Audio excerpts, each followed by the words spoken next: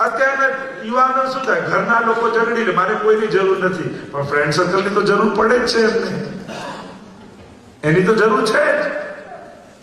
એને આનંદ મજા કરવા માટે 4 જણા જોઈએ છે. ઘરની લાગણીઓ ક્યાંય નહીં મળે. મા બાપ જેવું ચિંતા કરનારું આ દુનિયામાં કોઈ નહીં મળે. ભાગ્યશાળી છે લોકો જેના ઘરમાં મા બાપ સાથે રહે છે. નસીબ વાળા છે લોકો. આ વાત સમજો, એ તમારા બંધન નથી, તમારી સુરક્ષા છે, તમારો આધાર છે જીવન. આ બધું બંધન રૂપે જોઈએ. થોડીક સ્વતંત્રતા સાથે કોમ્પ્રોમાઇઝ કરી લો તો જીવનમાં ઘણી બધી સુરક્ષા મળી જાય એમ છે. વડીલો આપણી સુરક્ષા છે. દુનિયામાં હાથ મિલાવનારા ઘણા મળશે, પણ માથે હાથ રાખીને આશીર્વાદ આપનારા જીવનમાં બહુ ઓછા મળે છે. ભાગ્યશાળી છે લોકો જેના ઘરમાં વડીલો છે, માથે હાથ રાખીને આશીર્વાદ આપનારા લોકો ઘરમાં છે. નસીબ વાળા છે. આ વાત સમજો, એની મહત્તાને સમજો. જીવનમાં આ બધું ભાગ્યશાળીને મળે છે. અને જો તમારા ઘરમાં વડીલો છો તો તમે ભાગ્યશાળી છો. મિત્રો તો હજારો મળશે, મા બાપ તો ભગવાને આપે છે. હા, આપણા પ્રમાણે જ વિચારનારા મા બાપ મળે તો અમને વાંધો નથી. લોકોને એવું છે, લોકોને પ્રોબ્લેમ મા બાપ જોડે રહેવામાં નથી, એટલે મારા કરતા એમના વિચારો જુદા છે. અરે, જેને ચિંતા ન હોય તમારી, એ સારા મા બાપ કહેવાય છે. સારો શિક્ષક એવું કહેવાય, તમે ક્લાસમાં જાઓ એટલે તમને ભણાવે ને રમાડ્યા કરે. અરે, વળીને પણ જે ભણાવે એ જ સારો ટીચર છે. એમ જે તમારી ચિંતા કરે, રાતના મોડું તમારું થયું હોય અને જે જાગતી હોય તમારા માટે, એ જ સારી માં કહેવાય. જેને પડી જ ન હોય કે એનું જે થવું હોય થાય, મારે શું તો આ રે શું, એ સારી માં ન જ કહેવાય. પણ એ બધું યુવાનોને ક્યારે સમજાય? જ્યારે એ પોતે મા બાપ બને અને એને સંસ્કાર આપવાની વાત આવે ત્યારે આ બધી વાત સમજાઈ જાય કે ના, બા બાપુજી સાચું કહેતા. પણ ત્યારે સમજવામાં ઘણું મોડું થઈ ગયું હોય છે ઘણી વાર. કારણ કે એ છત્ર આપણે ગુમાવી દેતા હોઈએ છીએ, એ સમય આપણે ગુમાવી દેતા હોઈએ છીએ. જે ચિંતા કરે, જે રોકે, જે ટોકે, એ તો સારા માતા પિતા કહેવાય. કારણ કે એને તમારી ચિંતા છે. દુનિયામાં ખોટું કરવા માટે રોકનારું જલ્દી નહીં મળે. કારણ કે કોણ કોનાથી ખરાબ થવાય છે, કોઈ કોઈનાથી બગાડવા નથી જ. પણ માતા પિતા એક એવા છે કે ભલે આને ખોટું લાગે, પણ આ ખોટું કરતા એને રોકવું જોઈએ, એને ટોકવું જોઈએ. આ ચિંતા કેવલ મા બાપને જ થાય. અને એટલા માટે સમજજો, સમય ગયા પછી રડીએ એમને યાદ કરીને એના કરતા સામે છે તો સાથે હસી લો, એ વધારે સારું છે. સાથે આનંદ કરી લો, એ વધારે સારું છે. ગયા પછી તો ઘણું બધું કરતા હોય. આ એક મોકો છે જીવનને સમજવાનો. કેવલ ભગવાનની જ વાત નહીં કરો, જીવનની પણ વાત કરો, પરિવારની પણ વાત કરો. અત્યારે સંન્યાસીઓની બહુ જરૂર નથી આપણા સમાજને. આપણા સમાજને સારા સંસારીઓની વધારે જરૂર છે, કે જે પરિવારમાં રહીને પણ એક આદર્શતાઓ જીવે જીવન. કારણ કે જો એવા સારા સંસારીઓ આપણા સમાજમાં નહીં હોય તો કોની આગળ આંગળી ચીંધીને કહીશું કે બેટા આ રીતે જીવાય? કારણ કે આપણા સમાજની તકલીફ એ છે, કેટલા મોટા મોટા મહાપુરુષો થયા, કેટલા મોટા મોટા સમાજ સુધારકો થયા, મોટા મોટા સંગઠનો કર્યા, મોટા મોટા ઉપદેશો જેને આપ્યા, કે બધે ઈશ્વર છે. એ મોટા મહાપુરુષોને પણ ઘરના 5મા ઈશ્વર ન દેખાયા. હવે ઇતિહાસ કાઢીને જોયું, ઇતિહાસ કાઢીને જોયું. અને આપણે ત્યાં વૈષ્ણવતામાં તો નિત્ય પ્રતિ ક્ષણો ક્ષણો શ્રી વલ્લભનો પરિવાર અને રસ. મહાપ્રભુજી ગુસાઈજીએ તો સંસારમાં રહી, પરિવારમાં જીવતા જીવતા, સંસારમાં રહેતા રહેતા ભક્તિ કરીને ભગવાનને કેમ મેળવી લેવાય, એની કળા પુષ્ટિ માર્ગમાં મહાપ્રભુજી આપણને આપી છે. કે આ સંસારમાં પરિવારની સાથે રહેતા રહેતા કેમ ભગવાનને મેળવી લેવાય. પ્રભુ પણ તમારા પરિવારનો એક સદસ્ય બની જાય, તમારા સંસારનું એક કેન્દ્ર બની જાય. અને તમારો સંસાર ભગવાનને કેન્દ્રમાં રાખીને ચાલવા લાગે, એની કળા શ્રી મહાપ્રભુજી આપણને વૈષ્ણવ ધર્મ આપી છે. તો અત્યારે મોટા મોટા સંન્યાસીઓ કરતા સારા સંસારીઓની વધારે જરૂર છે. સમાજમાં આવા આદર્શ લોકોની જરૂર છે કે સારી રીતે પરિવારમાં જીવીને બતાવે, સારા સંસારને ઉભો કરી શકે, સારી સમજ આપી શકે પોતાના પરિવારને, અને બધાને ભેગા લઈને જીવી શકે એવા વ્યક્તિઓની વધારે જરૂર છે. જે વિખરાતા પરિવારો, વિખરાતો સંસાર છે, એને કેમ સાંકળી અને સાથે મળીને રહી શકાય, એવા વિચારની આજે જરૂર પડી છે. અને એ વાત કથામાં વચ્ચે વચ્ચે આવતું જશે. કારણ કે બધાને એમ છે કે મારો ભાઈ રામ થાય તો હું લક્ષ્મણ બની જાઉં, પણ કોઈ એમ નથી વિચારતું કે હું લક્ષ્મણ થઈશ તો મોટા ભાઈમાં રામ આપમેળે દેખાવાનો છે. આપણને બધાને બીજાને સુધારીને સુધરવું છે કે મારા પતિ, મારા પિતા, મારા ભાઈ એ આમ થાય તો હું આવું થાવ. અને તકલીફ એ જ થાય કે પેલા આમ થતા નથી ને આપણે એવા ને એવા રહી જઈએ છીએ. બીજાને બદલીને બદલાવાની શરત ન રાખો. મારી આંખો લક્ષ્મણની હશે તો સામે એમાં મને રામ દેખાવાનો છે. મારી આંખો જો રામની હશે તો પિતામાં દશરથ દેખાવાનો છે. હું મારી જાતને કેમ બદલી શકું એનો વિચાર આપણે કરવાનો છે. 7 દિવસ મને આપો ભક્તો, 7 દિવસ. આ તમારી કારને એવી સર્વિસ કરી આપીશ ને, પછી જુઓ કેવી એવરેજ આપે છે. બહુ આપરો સર્વિસ ના કરાવો તો એવરેજ ઘટી જાય, વાતે વાતે ગરમ થઈ જાય, ધક્કા મારવા પડે. ઘણા લોકો એવા નથી થઈ જતા, ધક્કો મારો તો જ ઉભો થાય. સમજી લો સર્વિસની જરૂર છે. જે વાતે વાતે ગરમ થઈ જાય સમજી લો સર્વિસની જરૂર છે. હવે જ્યારે વાતે વાતે ગરમ થાય ગયો તારે સર્વિસની જરૂર છે. સમજી સર્વિસની જરૂર છે. 7 દિવસ તમારી આ કારને રાખી જાઓ, એવી સર્વિસ કરી આપીશ, પછી જો કેવી માઇલેજ આપે છે, કેવી સ્પીડ પકડે છે. જીવન સુંદર બને છે. 7 દિવસ પછી એક દિવસ રજા ના પડવી જોઈએ. કાર્ય તો સંસાર તો ચાલતું જ રહેશે. આ મોકો વારે ઘડીએ નહીં આવે, અવસર બેર નહીં આવે. મોકાઓ વારે ઘડીએ મળતા નથી. વૈષ્ણવ એ જ છે જે તકને ઝડપી, એક તક મળે છે, નહીં તો અવસરો તો જતા રહેશે. તકને ઝડપી મોકો મળે છે. એક વ્યક્તિ આખી જિંદગી મહેનત કરી, પરિશ્રમ કર્યો, જીવનમાં સફળ ન થયો, થાકી ગયો. સવારે અંધારામાં ઉઠી ગયો, 3 વાગે ને તળાવ હતું ગામમાં, કિનારે આવીને બેસી ગયો.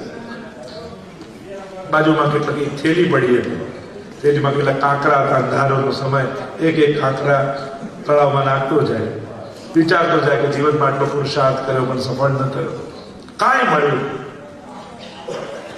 બધા થેલીમાંથી કાંકરા નાખ્યા. છેલ્લો કાંકરો નાખવા જાય એટલે સૂર્યોદય થયો, પ્રકાશ પથરાયો અને જુએ તો હાથમાં સાચો હીરો હતો. અને એને થયું કે અંધારામાં આટલા સાચા હીરાને પાણીમાં નાખી દીધા. પણ થયું કે એક પકડી રાખીશ ને તો મારું જીવન સફળ થઈ જશે. એમ આ હીરા રૂપી દિવસો ઘણા બધા આપણે નાખી દીધા, પણ આ 7 દિવસનો એક હીરો મળ્યો છે કથા રૂપી, એને પકડી લેશો તો આ મહોત્સવ કથા રૂપી આપણને મળ્યો છે, એ જો પકડાઈ જશે તો તરાઈ જશે. અને એટલા માટે 5 ફળ ભાગવતજીના મળશે. પહેલું ફળ કયું? નિસંશયતા. સર્વ સંશયોમાંથી મુક્તિ મળશે. તો ભાગવતજી તો કલ્પ વૃક્ષ છે. કલ્પ વૃક્ષ પાસે આવીને જે પણ વિચારો એ પૂરું થઈ જાય. કોઈને લૌકિક કામના હોય તો એ બધું તો સહજમાં પૂરું થવાનું છે. કોઈને એમ થાય કે મારું આ લૌકિક થાય, આ પૂરું થાય, આમ થાય, આમ થાય, દુર્ભાગ્ય ટળે, આ ટળે, બધું ભાગવતજી તો સફળ કરવાના જ છે. પણ આપણે કેવલ લૌકિક સુધી સીમિત નથી રહેવાનું. આપણું પરમ લક્ષ્ય તો ભગવાનની ભક્તિ છે. તો આ તો કલ્પવૃક્ષ છે. અહીંયા બેસીને જે વિચારશો પૂરું થશે. ભાગવતજીને દંડવત કરતા મનમાં જે ભાવના કરશો બધું જ પૂરું કરશે.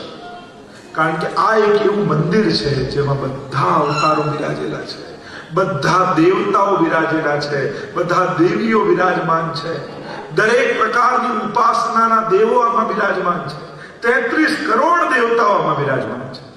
ભાગવતજી એવું મંદિર છે, સર્વની કથાઓ એમાં બિરાજમાન છે. એટલે જે માંગશો મળશે, પણ મહાન પાસે તુચ્છ માંગવું એ મૂર્ખતા છે. જે ભગવાન આપવા સમર્થ હોય એની પાસે કેવલ સંસાર માંગવો એ મૂર્ખતા છે. આ તેવું કે ભિખારી પર રાજા બહુ પ્રસન્ન થયો અને કહું, માંગ તને માંગ્યા. એ કે મને ભીખ માંગવાનો સોનાનો કટોરો આપો. આ તો એવી જ વાત કે રાજા પ્રસન્ન થાય, બધું આપવા સમર્થ હોય. તો લૌકિક કામનાઓ આપણા મનમાં છે, એમાં કોઈ સંશય નહીં. સંસારમાં રહીએ છે એટલે ઘણું બધું મનમાં છે. પ્રભુ સાધારણ કૃપા કરશે તો ઈચ્છાઓ પૂરી કરશે, અને વિશેષ કૃપા કરશે તો ઈચ્છાઓ જ પૂરી કરી નાખશે. મનમાં એના સિવાય બીજી કોઈ ઈચ્છા જ નહીં જાય. આ એની વિશેષ કૃપા. ભગવાન પાસે એવું માંગજો કે માંગવાની ઈચ્છા જ ન થાય, અને માંગીને આપે એ તો સાંસારિક જીવ, અને માંગી એ પહેલા જે આપી દે એ જ ભગવાન છે. અને ભાગવતમાં એવો ભગવાન વિરાજમાન છે. આ ભાગવતનો ભગવાન વ્યવહારુ ભગવાન નથી. ભાગવતનો ભગવાન એ કૃપાળુ ભગવાન છે. વ્યવહારુ એને કહેવાય, આટલું કર્યું તો આટલું આપો, તે આટલી પૂજા કરી તો આટલું તને મળે, તે આટલા અનુષ્ઠાન કર્યા તો આટલું મળે. ભાગવતનો ભગવાન એવો નથી. તમારા વ્યવહારને જોઈને જે કૃપા કરે એવો નથી. વ્યવહારુ નથી, કૃપાળુ છે. વિચાર્યું ન હોય, માંગ્યું ન હોય ને જે આપી દે એવો કૃપાળુ પ્રભુ છે. સુદામાને આટલું આપવું ભગવાનની એક બહુ જ ખરાબ આદત છે. એક જ આદત એટલી ખરાબ છે ને, ભગવાન બહુ ખરાબ આદત છે. શું કે બધું જ આપે છે, બધું જ કરે છે, પણ ક્યારેય કોઈને કહેતો નથી કે મેં તને આપ્યું. બસ ભગવાનની આ એક એવી ખરાબ આદત છે કે એને કારણે દરેક જીવને એમ લાગે છે કે આમાં ભગવાને ક્યાં આપ્યું છે, આમાં ભગવાન વચ્ચે ક્યાંથી આવે, આમાં પ્રભુ વચ્ચે ક્યાંથી આવે. તો પ્રભુ ક્યારે યાદ નહીં હતા. સુદામાને આટલું આટલું આપ્યું, ક્યારે એને કહ્યું નહીં કે મેં તને આપ્યું છે. બસ તકલીફ આ છે. આપણા બધાને ભગવાનને સમજવામાં આ જ એક ગેરસમજ થઈ જાય છે કે એ કહેતો નથી એટલે આપણને એમ લાગ્યું કે એને આપ્યું નથી. પ્રભુ આપે છે પણ કહેતા નથી. આ એનો સ્વભાવ. ઘણા લોકો ભગવાન હજુ દેખાય નહીં. અરે જે થોડું કરીને બધે આગળ આગળ દેખાય એ માણસ જે બધું જ કર્યા પછી ક્યાંય ન દેખાય એ તો ભગવાન છે. બધું જ કરે પણ એને દેખાવાની આદત નથી. એ ક્યારે આવીને તમને એમ નહીં કહે કે મેં તને આપ્યું, મેં તને મદદ કરી, મેં તને સહાયતા કરી. એ તો આપણે સમજવાનું. કરનારો એ છે, આપનારો એ છે. ભાગવત કથા સાંભળ્યા પછી આ એક સમજ આપણા સૌના હૃદયમાં બેસી જશે. આપનારો એ છે, કરનારો એ છે. બસ આ એક વાત આવી ગઈ ને મનમાં, પછી આ ઉદ્વેગ, ક્લેશ, સુખ દુઃખ બધું જ જતું રહેશે. મારો નાથ મારા માટે છે, આ શ્રદ્ધા બેસી જશે. તો નિસંશયતા એ પહેલું પણ. કોઈ પણ પ્રકારના સંશય મનમાં નહીં રહે કથા સાંભળ્યા પછી. ભગવાન કેવા, કઈ રીતે આ જગત નિર્માણ કઈ રીતે કરે, આ ભેદ કેમ રાખે, એ ક્યાં રહે છે, કેવો છે ભગવાન, આ બધો જ સંશય સમાપ્ત થઈ જશે. સંશયનું સમાધાન એ કોઈ જવાબ નથી. અને દરેક જવાબમાં કોઈ સંશય છે. શ્રદ્ધા જ સમાધાન આપે છે. ભાગવત સાંભળતા સાંભળતા એવી શ્રદ્ધા બેસી જશે, કોઈ સંશય મનમાં નહીં. એ શ્રદ્ધાને માણી શકશો. સંશયો છે ને શ્રદ્ધાને માણવા નથી દેતા. શ્રદ્ધા દ્વારા સંશયનું સમાધાન. બીજું ફળ કહ્યું ભાગવતજી, ભગવત પ્રેમ. ભગવાનમાં પ્રેમ જાગશે. જો પુણ્યો કરવાના ઉપાય શાસ્ત્રોમાં ઘણા છે, પણ ભક્તિ મેળવવાનો ઉપાય કયો? ભગવાનનો પ્રેમ મારા મનમાં જાગે એનો ઉપાય કયો? પ્રયત્ન કરવાથી પ્રેમ નથી આવતો, પ્રેમ તો એની કૃપાથી જ આવે છે. ભાગવત કથા એવી કથા છે, એ સાંભળતા સાંભળતા તમારા હૃદયમાં ભગવાનનો પ્રેમ જાગી જશે. ત્રીજું ફળ ભગવત કૃપા. ભાગવતજી શ્રવણ કરવાથી ભગવત કૃપાનો અનુભવ થાય છે. ભગવાનની કૃપા એટલે શું? આપણે આ મળ્યું એટલે કૃપા, આ થઈ ગયું એટલે કૃપા, આ ન થયું એટલે કૃપા ન થઈ. શું વસ્તુઓથી એની કૃપા આપવાની? અને કઈ વસ્તુ આપણા હિતમાં છે અને કઈ વસ્તુ હિતમાં નથી, એને આપણે સમજીએ છીએ, જાણીએ છીએ. એક નાના બાળકને ચપ્પુથી રમવામાં મજા આવતી હોય ને ચપ્પુને પકડવા દોડે, માં લાફો મારીને પણ ચપ્પુ લઈ લે, તો એમાં માની કરુણા છે કે માની અકૃપા છે? માનો દ્વેષ છે? માનો ક્રોધ છે? એ ક્રોધમાં પણ માની કરુણા છુપાયેલી છે, એ આપણે સમજીએ છીએ. પણ એ બાળક સમજતું નથી જેને ચપ્પુથી રમવું છે. બસ આપણે બધા જ ક્યાંક એવા છે. કોઈ ને કોઈ રમકડું એવું પકડવા આપણે જઈએ છીએ અને ભગવાનને થાય કે અરે આ રમકડાથી તો આનું પતન થઈ જશે, આનો નાશ થશે, અને ભગવાન એ રમકડું લઈ લે.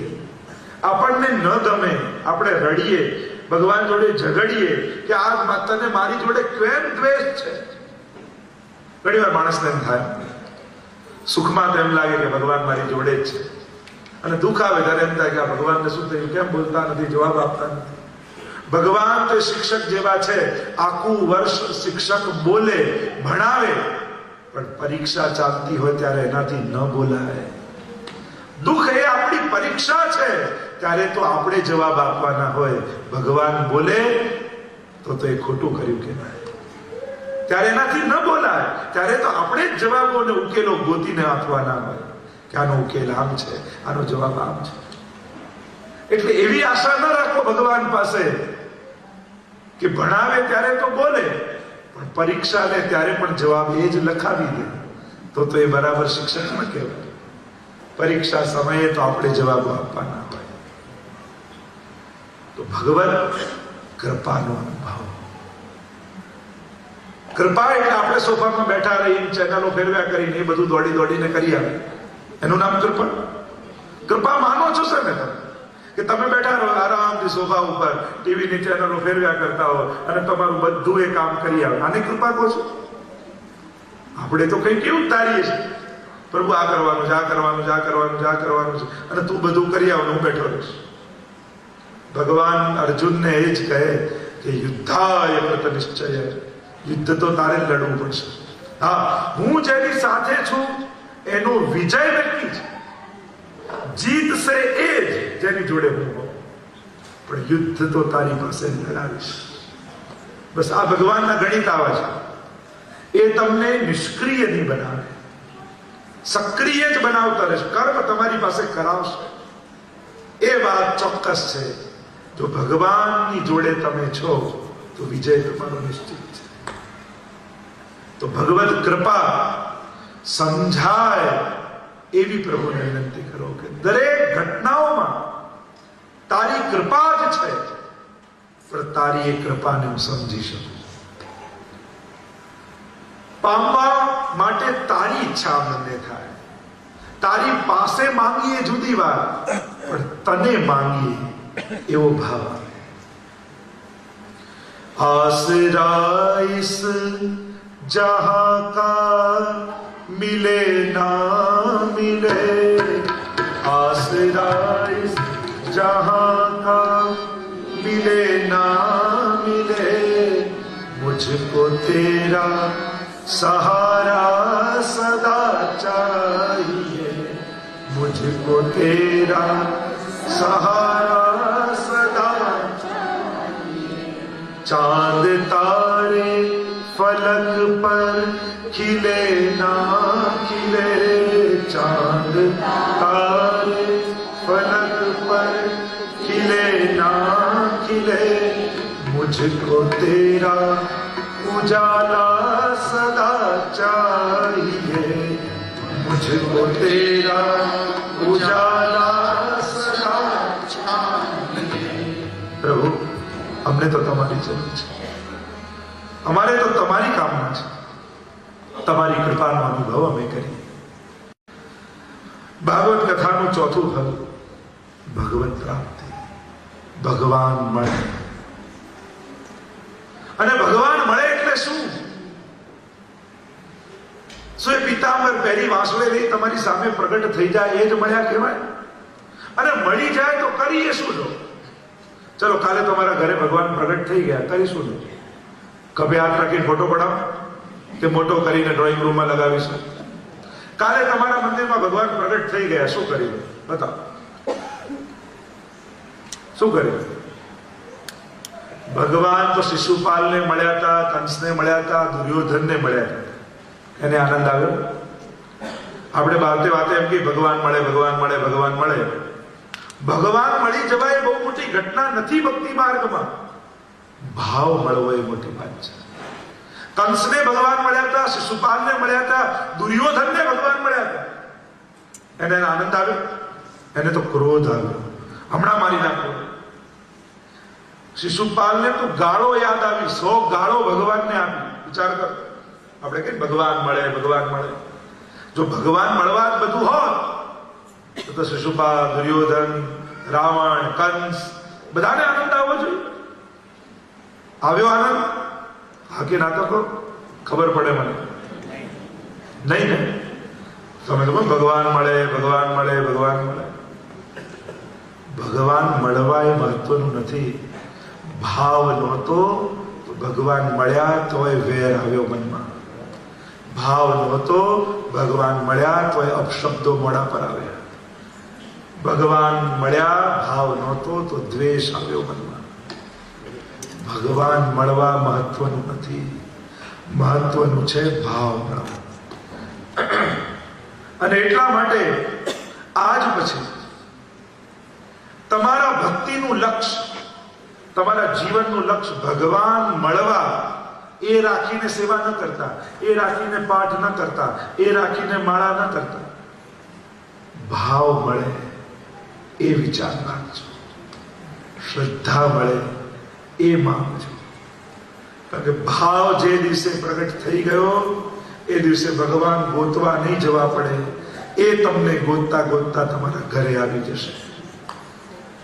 જે દિવસે ગોપીનો ભાવ હૃદયમાં પ્રગટ થઈ ગયો, શેષ મહેશ ગણેશ દિનેશ સુરેશ જાય નિરંતર ધ્યાવે, જાય અનાદિ અખંડ અનંત અછેદ અવેદ સુવેદ બતાવે, નારદ શેષ બજાહી રટે પછી આય તુરી તરી પાર ન પાવે, તાહી અહિર કી છોહરિયા છચિયા પર છાછ પે નાચ નચા. એ ત્રિલોકના નાથ ભગવાન અને એના એ એક ચુલ્લુ ભર છાછ માટે ગોપીઓના ઘરે આવીને નાચી રહ્યો છે. વિચાર તો કરો, શેની કામના હતી, શેની ઈચ્છા હતી? એ ગોપીઓનો ભાવ હૃદયમાં પ્રગટ થઈ ગયો. અને એ ભાવ પ્રગટ્યો તો ભગવાન મળી ગયા. એટલે ભગવાન મેળવવા માટે આ બધું કરું છું એમનો વિચાર કરો. ભાવ મેળવવા માટે પાઠ કરું છું, ભાવ મેળવવા માટે માળા પહેરું છું. લક્ષ્ય ભગવાન નહીં, લક્ષ્ય ભાવ બનાવી દેજો. ભાગવતજી દ્વારા ભગવત પ્રાપ્તિ થાય એનો અર્થ ભગવાનને કણે કણમાં જોવાની, ભગવાનને દરેક સદવૃત્તિઓમાં જોવાની આદત પડી જશે. સેવા માટે દોડતા પગમાં ભગવાન દેખાશે, એ પ્રસાદ પીરસતા હાથમાં ભગવાન દેખાશે, એ ભગવત દર્શન કરતા આંખોમાં ભગવાન દેખાશે, એ ભગવાનનું નામ લેતી જીવવામાં ભગવાન દેખાશે. આ ભાવ, આ છે ભગવત દર્શન. જો બપોરના 12 વાગ્યા હોય અને કોઈ પૂછે કે સૂરજ માથે આવી ગયો, તમે ઓરડામાં ડ્રોઈંગ રૂમમાં બેઠા હો, કોઈ પૂછે સૂરજ ઉગી ગયો, ત્યારે તમે આમ બારીની બહાર સૂરજની સામે જોઈ પછી એમ કહો હા સૂરજ આવી ગયો. ના, એનો જે પ્રકાશ પથરાયેલો હોય એ જોઈને રૂમમાં બેઠા બેઠા ખબર પડી જાય કે હા સૂરજ તો ઉગી ગયો છે. એ સૂરજની પ્રકાશને જોઈને સમજી જાવ છો. એમ જ ભગવાન છે એના માટે ભગવાનને જોવાની કોશિશ ન કરો, એની ભગવત્તા અનુભવો, ત્યારે જ ખ્યાલ આવી જશે કે ભગવાન માથે બિરાજે છે. એ ભગવત્તાનો અહેસાસ, એ ભગવત્તાનો અનુભવ, એની કૃપાનો અહેસાસ એ જ્યારે કરો છો ત્યારે ભગવાન, જેમ સૂરજને જોવાની જરૂર નથી પડતી, એના પ્રકાશને જોઈને સમજી જઈએ છે, એમ જ ભગવાનની ભગવત્તાને જોઈને સમજી જાઓ કે ભગવાન માથે બિરાજે છે. એટલે હવે ભગવાનને જોવા માટે ડોક્યું કરીને સૂરજને જોતા નથી, એમ ભગવાનને જોવાની કોશિશ ન કરતા એની ભગવત્તા જ્યાં પસરાયેલી છે, દરેકની ભીતર આત્મા બિરાજે છે, ભગવાન છે. કણકણમાં બિરાજે ભગવાન છે. જ્યાં જ્યાં શુભતા ભગવત્તા દેખાય, જોઈ લો અહીંયા ભગવાન બિરાજે છે.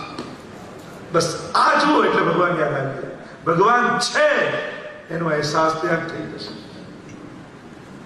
તો ભગવત પ્રાપ્તિ આ ચોથું ફળ ભાગવતજી. અને પાંચમું ફળ અભયત્વ, નિર્ભય બની જશો. ભાગવત કથાની આ મહત્તા છે. શ્રવણ કરતા કરતા નિર્ભય બની જવાય. શાસ્ત્ર એમ કહ્યું સૌથી મોટો ભય કયો છે? કે સૌથી મોટો ભય માણસને મૃત્યુનો છે. સૌથી મોટો ભય. ભાગવતની કથા મૃત્યુના ભયમાંથી મુક્ત કરી દે છે. મૃત્યુનો ભય જતો રહે છે. પછી મૃત્યુનો ડર નથી લાગતો, નિર્ભય બની જાય છે. એ તો આવશે ત્યારે આવશે, જીવી લઉં, જીવનનો આનંદ લઈ લઉં, જીવનનો ઓળકાર લઈને જાઉં, મરીને ન જવું, જીવીને જવું, એવો અહેસાસ મનમાં પ્રગટી જાય. અને ભાગવતજી મૃત્યુથી પર જીવને કરી દે છે. મૃત્યુનો ભય નીકળી જાય. આપણને મૃત્યુનો ડર નથી, પણ મૃત્યુ મેં વિચાર્યું છે એ રીતે નહીં આવે તો આપણે આમ શાંતિથી બેઠા હોઈએ, લાઇટ મ્યુઝિક ચાલતું હોય, ડીમ લાઇટ હોય, અને ચેર ઉપર બેઠા હોઈએ, સ્વિચ ઓફ થાય, એમ ઓફ થઈ જઈએ તો જરાય વાંધો નથી. એટલે આપણા ધાર્યા પ્રમાણે મૃત્યુ આવે તો વાંધો નથી. એટલે સૌથી મોટો ભય માણસને મેં જે વિચાર્યું છે નહીં થાય તો, આજે તોના ભય છે એ જ વધારે માણસને ડર એનો છે. અશ્વમ કહેતો ને કે કન્યા પરણીને આવી સાસરે અને પાછી પિયરમાં આવી 2 મહિને. તો પિયરમાં આવી એટલે માએ કહ્યું કે તારું શરીર આવું સુકાઈ ગયું છે, શું થયું? કે બીજું તો કઈ નહીં, પણ આમનો જે તો છે ને એની બીક બહુ લાગે. સવારે ઉઠે પાણી ગરમ કર, નહીં તો એટલે હું ગભરાઈ જઉં, દોડી કર. ચા બનાવ, નહીં તો એવી બીક લાગે, દોડું. માએ કીધું એકવાર સીધે સીધું મોઢા પર નહીં તો શું કરી લેશે? એટલે ભણાવીને મોકલી. દીકરી આવી, સાસરે બહુ આવી, સવારે ઉઠી મેં ચા બનાવો, નહીં તો શું કરી લેશે? કે જાતે બનાવી લઈશ. આપણા બધા ભય આવા જ હોય છે. જો દુઃખનો વિચાર દુઃખ કરતા પણ ભયાનક હોય છે. આવું થશે તો, આમ થઈ જશે તો, પેલું નહીં આવે તો, પેલું આમ નહીં કરે તો. દુઃખનો વિચાર છે દુઃખ કરતા પણ ખતરનાક. ખરેખર તો દુઃખ આવે તો લડી લેવાની તાકાત માણસને ભગવાને બધા માણસને આપી છે.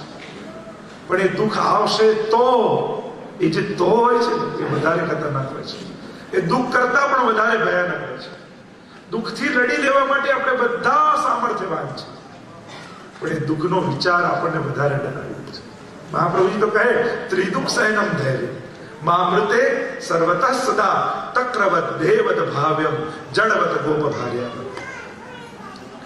ત્રણેય પ્રકારના દુઃખો વૈષ્ણવે સહી લેવાય. મહાપ્રભુ તો આ મૂળ વાત કરું, માણસને ભય માંથી મુક્ત બનાવનારી આ કથા છે.